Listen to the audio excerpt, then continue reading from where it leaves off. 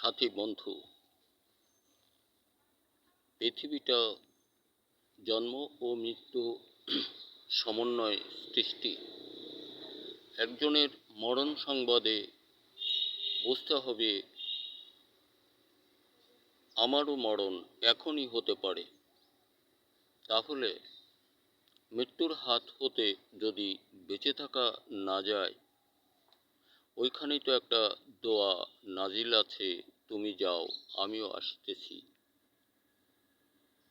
এখন এই দোয়া অনুসারে বা একজন মারা গেছে সে শব্দ অনুরাগী হয়ে স্মরণে এনে আমার কেমন থাকা উচিত আর আমি কেমন আছি, এটা আমাকেই বুঝতে হবে, ভাবতে হবে। আমার ভাবনাটা আরেকজনের হাতে তুলে দিলে হবে না।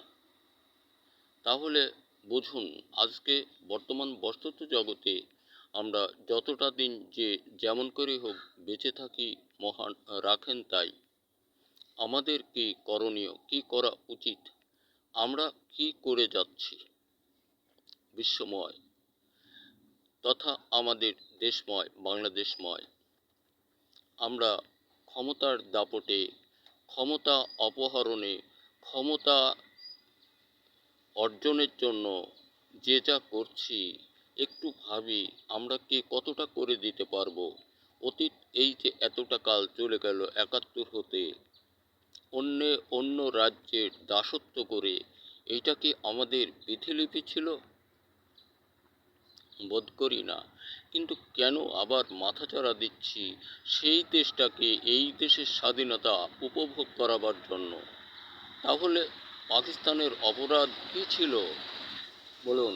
এই বৃহৎ শক্তিটাকে দ্বিখণ্ডিত করে একটাই দুর্বল করে নিয়ে এই দুর্বল শক্তিটাকে তারা অপহরণ করেছিল। আমরা এখনও একদল মানুষ সেখানে নেচে গিয়ে মেতে উঠেছি। তাহলে আরেক দল যদি সেই পাকিস্তানকে সুযোগ দেয়, তাহলে কি ভুল হবে এদের? বোধ করি হবে না। আর একটা বাস্তবতা এসে যায় সম্মুখে, যে এই জাতি নাকি পারবে না এই দেশ চালাতে। ওই কারণেই অজানা অচেনা ভাষা জানা মানুষের প্রয়োজন। যারা এদের কথা বুঝতেও পারবে না, তাদেরটাও এরা বুঝতে পারবে না।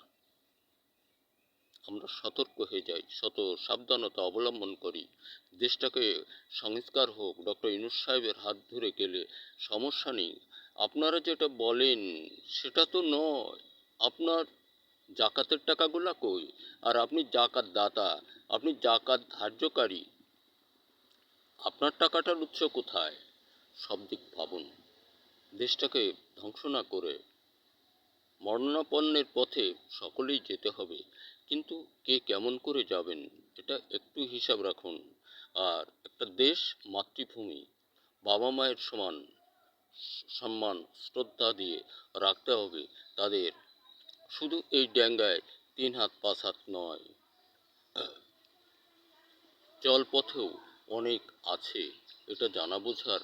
এই তো প্রথম শুনলাম বাংলাদেশে ডক্টর ইউনূসের মুখে যে আমাদের বিভিন্ন অঞ্চলে সীমারেখা রয়েছে, আমরা কিছুই চিনি না, কিছুই বুঝি না।